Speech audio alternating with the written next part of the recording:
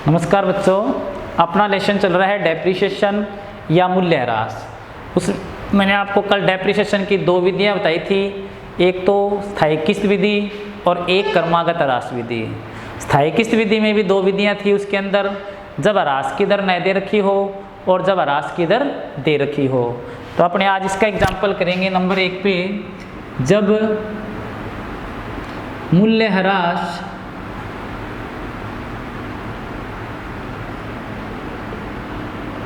की दर न दे रखी हो।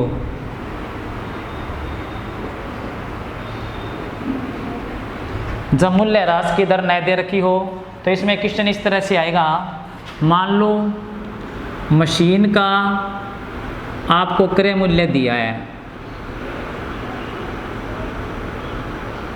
मशीन का क्रय मूल्य हो गया 90,000 रुपये। उसे कारखाने तक लाने का व्यय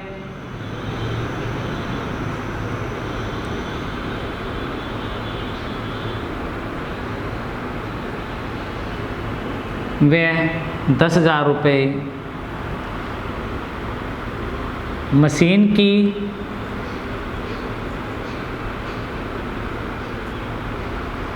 मशीन का अनुमानित जीवन काल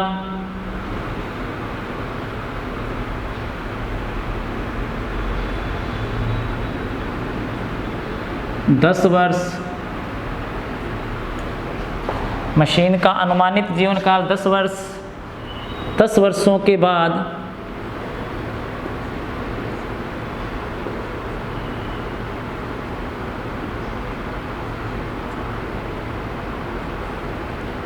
अपशिष्ट मूल्य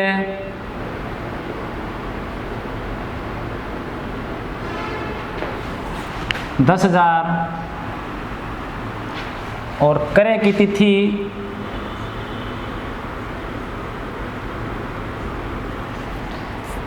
1 अप्रैल 2015। नीचे दे दिया 4 वर्षों का मशीन खाता बनाइए।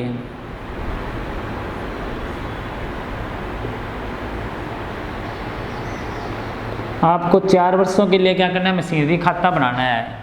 तो क्रय की तिथि मान लो 1 अप्रैल 2015 है, और जब आपको मूल्यह्रास की दर इसमें देखो दे नहीं रखी, मशीन का क्रय मूल्य 90,000, उसे कारखाने तक लाने पर 10,000 रुपये हो गए। उसका अनुमानित जीवन काल 10 वर्ष है, भी लगभग वो कितने साल चलेगा, 10 साल तक चलेगी मशीन। 10 वर्षों के पश्चात अपशिष्ट मूल्य दे रखा है कितना, 10,000। क्या मतलब अगर 10 वर्षों के बाद आप उसे बेचते हो तो वो 10,000 में बिकेगी। 4 वर्षों का मशीनरी खाता आपको बनाना है, इसमें मशीनरी अकाउंट पूछा है। तो पहले आपको प्रति वर्ष मूल्यह्रास की राशि निकालनी है।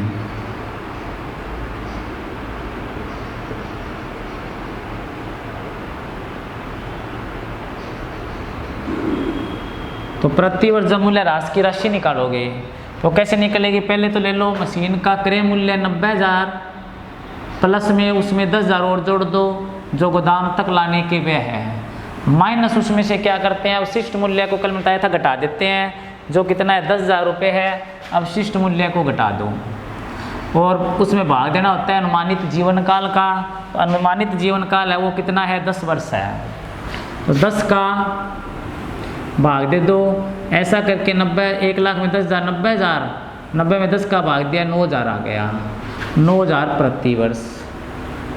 यानी जब आपको दर न दे रखी हो और मूल्यह्रास की राशि निकालनी हो तो उसका फॉर्मूला क्या होता है, मशीन का कुल क्रय मूल्य में उसे गोदाम तक लाने की लागत जोड़ देते हैं, उसका अपशिष्ट मूल्य घटा देते हैं और अनुमानित जीवन काल का भाग देते हैं। इससे तो सिर्फ अपनी क्या ही है, इससे सिर्फ आपकी राशि आई है मूल्यह्रास की। अभी आपको पूछा है कि मूल्यह्रास खाता बनाइए और वो कितने वर्षों का बनाना है, वो बनाना है आपको 4 वर्षों का। तो अपने क्या करते हैं, अभी मूल्यह्रास खाता यानी कि डेप्रिसिएशन अकाउंट इसे पूछा मशीनरी अकाउंट, तो मशीनरी अकाउंट बनाएंगे अपने।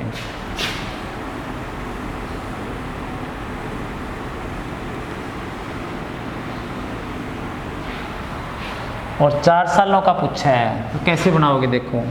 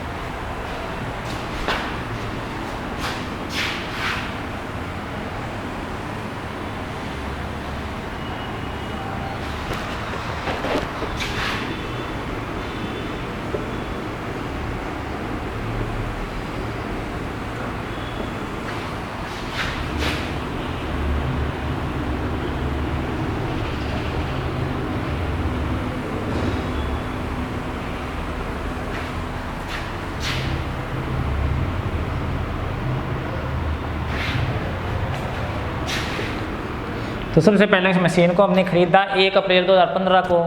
जब अपने मशीन खरीदते हैं तो मशीन खरीदते अपनी एंट्री होती है machinery account debit to bank account, to bank, यानी कि 20,000 से ज़्यादा अगर पेमेंट आपने किए तो वो कैश में ना करके बैंक से कर दो। तो टू बैंक अकाउंट कब खरीदी है? 1 अप्रैल 2015 को। अब टू बैंक कितने की खरीदी? 90,000 की। तो यहाँ पे आ गया 90,000। 10,000 उस पर खर्चा कर दिया तो उसके मशीनरी अकाउंट डेबिट टू क्या मानोगे? टू कैश लिख दो, क्योंकि वो खर्चा तो आप नकद में ही करोगे। तो टू कैश अकाउंट खर्चा कितने का हो गया? 10,000 का। टोटल आ गया अपना 1 लाख। तो जब हमने क्या किया, पहले मशीनरी खरीदी तो टू बैंक 90,000 की, उस पर टू कैश आ गया अपना 10,000 का। अब देखो जब उस पर डेप्रीशिएशन लगाते हैं तो डेप्रीशिएशन साल के एंड में लगेगा। जब पूरा साल प्रतिवर्ष कितना डेप्रीशिएशन लगाना है आपको? प्रतिवर्ष ये आ गया कि 9,000 डेप्रीशिएशन लगाना है। डेप्रीशिएशन लगाते हैं तो उसकी एंट्री होती है depreciation account debit to machinery account. तो वो 1 साल के बाद में लगेगा, साल का एंड आएगा 31 मार्च 2016 को। बाय डेप्रीशिएशन, तो डेप्रीशिएशन कितना हो गया? डेप्रीशिएशन है इसमें 9,000 का। तो 9,000 का डेप्रीशिएशन आ गया। शेष है वो बैलेंस बचेगा बाय बैलेंस CD। अब देखो इधर 1 लाख का टोटल है, उसमें 9,000 गए तो बैलेंस अपना बच गया 91,000 का। टोटल आ गया 1 लाख। अब 1 साल का अकाउंट अपना कंप्लीट हो गया। अभी सेकेंड आगे इसे लाएंगे 1 अप्रैल 2016 को। बैलेंस आगे ले आओ, टू बैलेंस BD। ये बैलेंस कितना हो गया? 91,000 का। अब देखो सिर्फ आपको डेप्रीशिएशन लगाना है, क्योंकि और तो कोई मशीन आपने खरीदी नहीं है। तो मार्च 31 2017 को फिर डेप्रीशिएशन लगाओगे, और डेप्रीशिएशन है वो प्रतिवर्ष फिक्स हो गया। फिर डेप्रीशिएशन है वो तो कितना लगाना है आपको? 9,000 ही लगाना है। तो फिर डेप्रीशिएशन लगाओ बाय डेप्रीशिएशन अकाउंट। तो डेप्रीशिएशन कितना है? डेप्रीशिएशन आपका प्रतिवर्ष लगा है 9,000। तो फिर 9,000 का डेप्रीशिएशन लग गया। अभी 91,000 में से 9,000 फिर घटाओ, फिर आपका बचेगा बाय बैलेंस CD। तो टोटल इधर आ गया अपना 91,000, जिसमें से 9,000 फिर गए। तो 91 में से 9 गए तो कितने बच गए? 82,000। यहाँ पर बैलेंस बच गया अपना 82,000 का। टोटल आ गया फिर वही 91,000। फिर आगे ले 1 अप्रैल 2017 को टू बैलेंस BD। तो फिर वो 82,000 का बैलेंस आगे ले आए। फिर आपको क्या करना है? फिर डेप्रीशिएशन लगाना है, और डेप्रीशिएशन है वो कितना % दे रखा है? वही 9,000 रुपये प्रति वर्ष, रेट तो इसमें है ही नहीं। तो फिर क्या करोगे, फिर डेप्रिसिएशन लगाओगे मार्च 31 2018 को बाय डेप्रिसिएशन। डेप्रिसिएशन फिक्स है, कितना लगेगा 9,000 का। फिर बैलेंस बचेगा अपना बाय बैलेंस CD। तो 82,000 में से फिर 9,000 गए, शेष बचा अपना 73,000।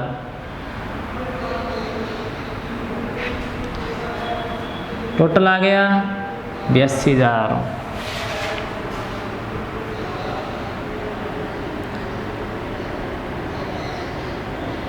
इस तरह से अपने 3 साल कंप्लीट हुए हैं। चौथे साल फिर वही आगे लाओ, 1 अप्रैल 2018 को to balance BD। To balance BD कितना आ गया 73,000। 73,000 का बैलेंस आ गया। फिर चौथे साल डेप्रिसिएशन कितना लगेगा, फिर चौथे साल वही डेप्रिसिएशन 9,000 आ गया। तो मार्च 31 2019 बाय डेप्रिसिएशन। तो डेप्रिसिएशन कितना है, डेप्रिसिएशन है वही 9,000। अब फिर 73 में से फिर 9 घटा दो, फिर बचेगा 64,000। तो यहाँ पे बाय बैलेंस CD। फिर आ गया कितना 74,000 का, सॉरी 64,000। टोटल आ गया 73,000। 73,000। तो ये क्या हो गया आपका 4 साल का खाता हो गया, जबकि खाता चलेगा 10 साल तक। पूछा 4 का ही आपको, अगर 10 साल तक खाता बनाते तो 10 साल तक तो खाता बन जाता अपना, और एंड में जाके आपके लास्ट में जो बचे वो कितने बचते, जो इसका अवशिष्ट मूल्य है, अवशिष्ट मूल्य इसका कितना है 10,000, तो लास्ट में जाके आपके 10,000 बच जाता। तो ये कौन सी अपना पॉइंट हो गया, जब मूल्य ह्रास की दर नए दे रखी हो। जब मूल्य ह्रास की दर नए दे रखी हो तो उसमें आपको मूल्य ह्रास निकालना हो तो कैसे निकलेगा। जैसे मान लो इसमें उदाहरण दे रखा है, क्रय की तिथि दे रखी है, वो क्या दे रखी है 1 अप्रैल 2015, यानी इस मशीन को आपने 1 अप्रैल 2015 को खरीदा है। मशीन को खरीदने की जो क्रय मूल्य है वो कितना है 90,000 रुपये है, और 10,000 रुपये उसे अपने गोदाम तक या दुकान तक लाने में खर्च कर दिए, तो 10,000 का वो व्यय हो गया। तो टोटल अपनी मशीन है वो कितने की मानी गई 1 लाख की मानी गई। मशीन का जो अनुमानित जीवन काल है, मशीन का अनुमानित जीवन काल है वो कितने का दे रखा है, मशीन का अनुमानित की जीवन काल है वो 10 साल है, यानी वो मशीन है वो कितने साल तक चलेगी 10 साल तक चलेगी। तो अनुमानित जीवन काल कितना हो गया 10 साल, और 10 वर्षों के पश्चात जब आप उसे बेचोगे तो आपको उसका अवशिष्ट मूल्य कितना मिलेगा 10,000 रुपये मिलेगा। आपको उसका अवशिष्ट मूल्य मिलेगा 10,000, और आपके पूछा कि 4 वर्षों के लिए मशीन खाता बनाइए। अब सबसे पहले आपका कार्य होगा कि आप प्रति वर्ष ह्रास की राशि निकालो। तो प्रति वर्ष ह्रास की राशि निकालोगे तो वो उसका सूत्र क्या था अपना, देखो लागत मूल्य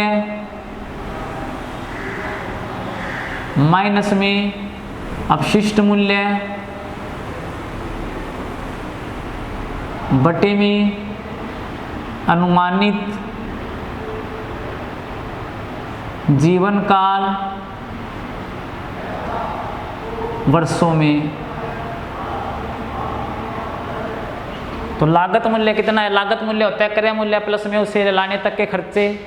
टोटल कितना हो गया देखो 90,000, तो उसे हमने क्रय मूल्य हो गया 90,000 में तो उसे अपने खरीदा था, माइनस उसका अवशिष्ट मूल्य है। अवशिष्ट मूल्य कहते हैं कि 10,000 उसका अवशिष्ट मूल्य है, तो 90,000 में प्लस तो पहले क्या करेंगे जोड़ेंगे अपने उसे लाने तक का व्यय, तो ये 90,000 प्लस में लागत मूल्य में दोनों चीज़ जोड़ दी, 1 लाख तो उसका लागत मूल्य हो गया, अवशिष्ट मूल्य उसका 10,000 हो गया, और भाग किसका देना है अनुमानित जीवन काल का जो वर्षों में होएगा। तो अनुमानित जीवन काल कितना है, अनुमानित जीवन काल इसका 10 वर्ष है। तो 1 लाख में से अवशिष्ट मूल्य 10,000 घटा के 10 का क्या करोगे भाग दोगे, प्रति वर्ष आपका डेप्रिसिएशन 9,000 आएगा। यानी 1 साल में जो डेप्रिसिएशन लगेगा वो कितना लगेगा 9,000। अब आपको ये कहा है कि 4 वर्षों के लिए मशीन खाता बनाइए, तो आपको कितने साल का पूछा है? 4 साल का। तो जब आप मशीनरी अकाउंट बनाओगे, मान लो जब अपने अकाउंट हमेशा जनरल एंट्री से बनता है, मान लो हमने वो मशीन खरीदी, वो मशीन हमने खरीदी कितने की, माने 90,000 की तो पहले मशीन खरीदी। अब ये पेमेंट है वो कितने से ज़्यादा हो गया? 20,000 तक हो जाए तो कैश से कर दो, नहीं तो आप उसे बैंक से कर दो फिर एंट्री। तो अपनी एंट्री बनी machinery account debit to bank, machinery to bank 90,000 से 10,000 आपने उसे लाने तक का खर्चा कर दिया, तो खर्चा नगद में ही होता है, तो उसकी एंट्री करेंगे machinery account debit to cash. क्योंकि अब आपको याद है कि जब अपने कोई संपत्ति खरीदते हैं, पहले लेसन किया था जनरल वाला, उसमें बताया था कि जब कोई संपत्ति खरीदते हैं और उसे खरीदने पर यदि कोई खर्चा व्यय करते हैं तो उसकी एंट्री एक्सपेंसेस टू कैश नहीं होती, उसकी entry respective assets to cash होती है। तो इसकी एंट्री आप यही करोगे, machinery account debit to cash account, वो कितने रुपए से होगी? 10,000 से। तो मशीनरी टू कैश है वो 10,000 से होगी। अब टोटल ये मशीन 1 लाख की मानी जाएगी और डेप्रिसिएशन लगेगा तो 1 लाख पे लगेगा, न कि 90,000 पे। वो हमने निकाल ही दिया। अवशिष्ट मूल्य इसमें 10,000 घटा के ये 9,000 प्रति वर्ष आ गया। अब इसमें देखो बाय डेप्रिसिएशन, पहले साल डेप्रिसिएशन कितना होएगा? पहले साल डेप्रिसिएशन 9,000 रुपये। अब टोटल अपने 1 लाख की मशीन थी, 9,000 रुपये डेप्रिसिएशन हो गया। डेप्रिसिएशन से संपत्ति का मूल्य कम हो जाता है, तो कितना हो गया? वो 9,000 रुपये। शेष बैलेंस कितना बच गया? 91,000 बच गया। तो बाय बैलेंस CD कितना आ गया? 91,000। टोटल इसका 1 लाख हो गया। अब 91,000 को क्या करेंगे? आगे ले आएंगे।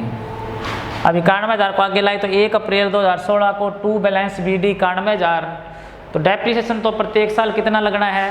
डेप्रिसिएशन है वो प्रत्येक साल 9,000 ही लगना है। तो फिर वही बाय डेप्रिसिएशन 9,000 लग गया। अब 91 में से 9 तो डेप्रिसिएशन के गए, शेष अपना बैलेंस बच गया वो 82,000 का बच गया। शेष बैलेंस कितना बचा? 82,000 का। अब तीसरे साल में 82,000 आगे लाएंगे, तो टू बैलेंस BD कितना आ गया? 82,000 का। अब 82,000 आगे ले आए और उस पर डेप्रिसिएशन है वो प्रतिवर्ष कितना है? डेप्रिसिएशन है वो 9,000 है, तो बाय डेप्रिसिएशन 9,000 से आ गया। अब इधर 82,000 था, डेप्रिसिएशन कितना आ गया? 9,000। शेष बैलेंस कितना बचा? 73,000 का बैलेंस बच गया। तो 82 में से 9 गए 73,000, बाय बैलेंस CD 73,000। अब 3 साल कंप्लीट हो गए। अब फिर उसे आगे लाए, टू बैलेंस BD कितने का आ गया? ये 73,000 का। फिर चौथे साल में डेप्रिसिएशन कितना हुआ? बाय डेप्रिसिएशन 9,000 का। 9,000 का डेप्रिसिएशन हो गया और फिर उसका बैलेंस बच गया 64,000 का। अब आगे यदि 5वें साल में करें तो फिर वही to balance BD 64 by depreciation 9 का, फिर बैलेंस बचेगा। फिर आगे ऐसे करते 10 साल तक इसको कर सकते हैं, क्योंकि इसका जो अनुमानित जीवन काल है वो कितने वर्ष है? 10 वर्ष है। अनुमानित जीवन काल है वो कितना दे रखा है? 10 साल दे रखा है। तो इसको अपने इस अकाउंट को 10 साल तक बना सकते हैं अपने, लेकिन 10 साल के बाद भी यह नील नहीं हो सकता, क्योंकि इसका अवशिष्ट मूल्य 10,000 दे रखा है। तो 10 साल तक बनाने के बाद ये क्या आएगा? आपके पास जो बैलेंस बचेगा वो कितना बचेगा? बैलेंस है वो 10,000 का जरूर बचेगा। तो ये अपनी कौन सी विधि होगी? स्थायी किस्त विधि में, जब मूल्य राशि की दर ना दे रखी हो। तो कल अपने एग्जाम्पल करेंगे स्थायी किस्त विधि का ही, जिसमें मूल्य राशि की दर दे रखी हो। तो आज के लिए इतना ही, धन्यवाद।